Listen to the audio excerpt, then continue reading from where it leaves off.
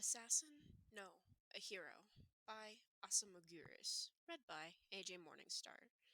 Part 2 of 3. In Your Face, Rich Boy.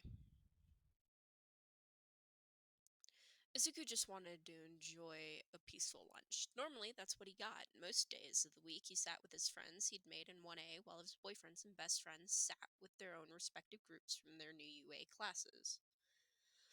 But 2 days out of every week, the five of them all sat together at their own table, making time for each other in their busy schedules, since it was the only time they overlapped anymore. He sat his lunch tray down in his usual spot with a grin. Hey guys. Karma pulled Izuku down into his seat, who only laughed and let himself get dragged down.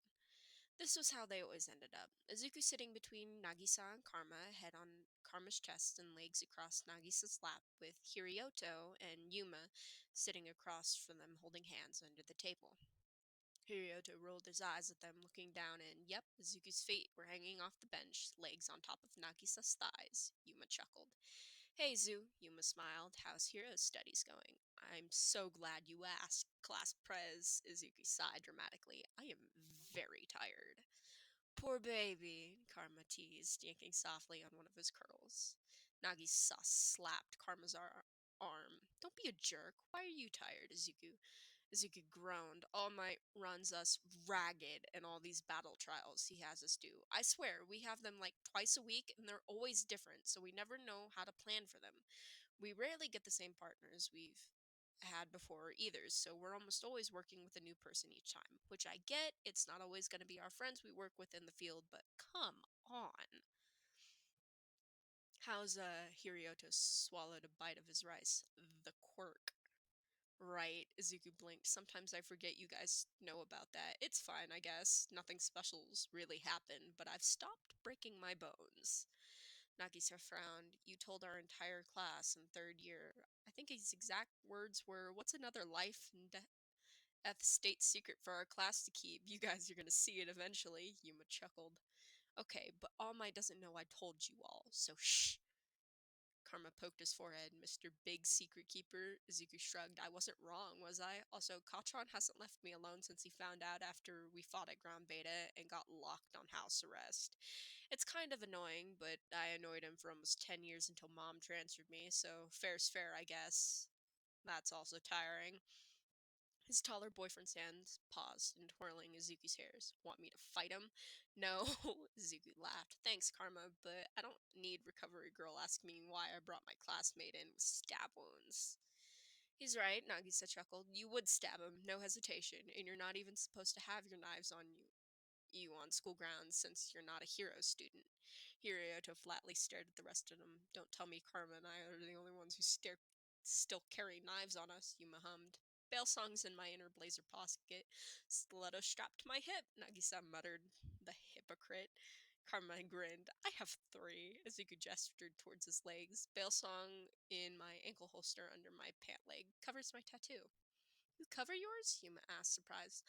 My new class prez is my friend, but he's so uptight I think him seeing a stick and poke on my ankle would give him a heart attack for doing something so risque. Hirioto paused. It's a tiny tattoo of a moon. All five of us have one. Yeah, Zuko nodded. He just came like that. You's forever my number one class prez. Better hope he didn't hear you, Karma teased. Your hero friends are only a couple tables away.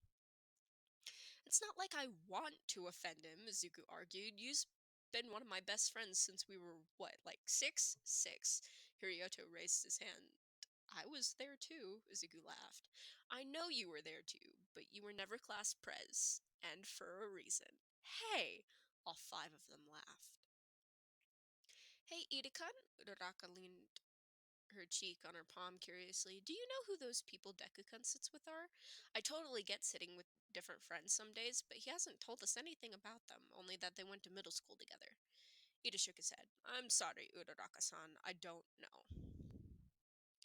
None of them are in heroics, and I'm not acquainted with students in other courses. Perhaps we can ask him tomorrow when he sits with us once more. She she pouted. I wish Deku-kun would talk to us sometimes, you know? It's like we know him, but we don't know him. Does that make sense? Gero, Sue croaked. I get it, Uraraka-chan. Midoriya-chan doesn't seem that comfortable around anyone but those four. I wonder why. Todoroki narrowed his eyes at the table two down from their own. The red one, the blonde, must be brothers. They radiate similar chaotic energy, but in different ways. The red one has hissed at three people since Midoriya sat down. The blonde rolls his eyes a lot. Uraraka laughed. You and your family theories, Todoroki-kun. They're probably just friends. Eyes never leaving the other table, Todoroki's gaze wandered from the two he'd been analyzing down to the redhead's hand in Midoriya's hair and Midoriya's legs in the androgynous one's lap. They must be in love, he concluded with a nod, finally turning back to his cold soba and slurping some of the noodles. Ida choked on his beef stew. Todoroki-kun! It is not polite to speculate on her classmates' romantic activities. Sura's head tilted. You might be right, Todoroki, Gera. I think Ida's right, though. We should let Midoriya-chan tell us when he's ready. Uraraka's head thunked against the table with a sigh. Things are so much less chaotic when Deku-kun's gone. Well, well, look at this, a voice drawled as it approached their table. Zuko already wanted to punch it. His fingers itched to twirl his Bale-song knife, but he couldn't pull it out in the open without getting to tension. Sadly. The N class sticks together even in high school, huh? Asano Gakushu smirked down at them, carrying his lunch tray carefully, as he eyed him with distaste. Here we go, Hirioto muttered under his breath. We sit together several times a week, Asano-kun, Yuma said, pleasantly civil and sweet as always. Asano huffed. I don't normally eat lunch in the cafeteria. How would I know you losers are like a little wolf pack? Zuko made a noise of mock sympathy, putting on his best pouty face. Aw, you poor thing. Did your mates forget to pack your lunch for you today? Here, would you like some of mine? Saves you the hassle of waiting in line like the rest of us losers. A muscle on Asano's jaw clenched, and Izuku felt a rush of satisfaction. Karma and Hirioto snorted into their food, but wisely kept silent. They know Izuku and Asano couldn't stand each other in the slightest, and that was on a good day. Nagisa and Yuma traded long, suffering sighs, but also made no moves to stop Izuku. The taller leaned down, face leering close to Izuku's in an attempt at intimidation, probably ready to spit some other insult about the N-class losers, and the boy's blood boiled. He removed his legs from Nagisa's lap and rose from his seat slowly, forcing Asano to stand up taller once again. He may be shorter of the two, but he was not afraid of Asano Gakushu. What's wrong, Asano-sama? Zuko's tone shifted on the honor of Dick. Did I hit a nerve? Neither of them noticed the tables surrounding them, and quickly the whole cafeteria grew silent at the prospect of drama. Azuka's friends in 1A were watching, worried and a little bit terrified of this new side of Azuku they'd never seen. Azuka smiled, that the one that Tarasaka had once called his baby-eating grin, and pushed his face up closer, meeting Asano's intimidation tactics similarly. They were practically nose to nose. Surprised you even made it into the hero course, Midoriya-kun. Asano sneered at him. He didn't back down either, with your situation. Oh? Zuki's eyebrows rose, grin plastered still on his face. You mean the quirkless thing? Yeah, late bloomers exist. I'm sure you're aware, being as academically inclined as you are. All sorts of things cause it: stress, trauma, mental blockage. I think the end of middle school was enough stress and trauma, right? Don't you think that qualifies? Asano's eye twitched and Izuku's smile widened. He was winning. The quirkless insults won't work on me anymore, Asano-kun, Izuku murmured, slow enough for them and his own table to hear. Your material is old. I, however, have plenty in me.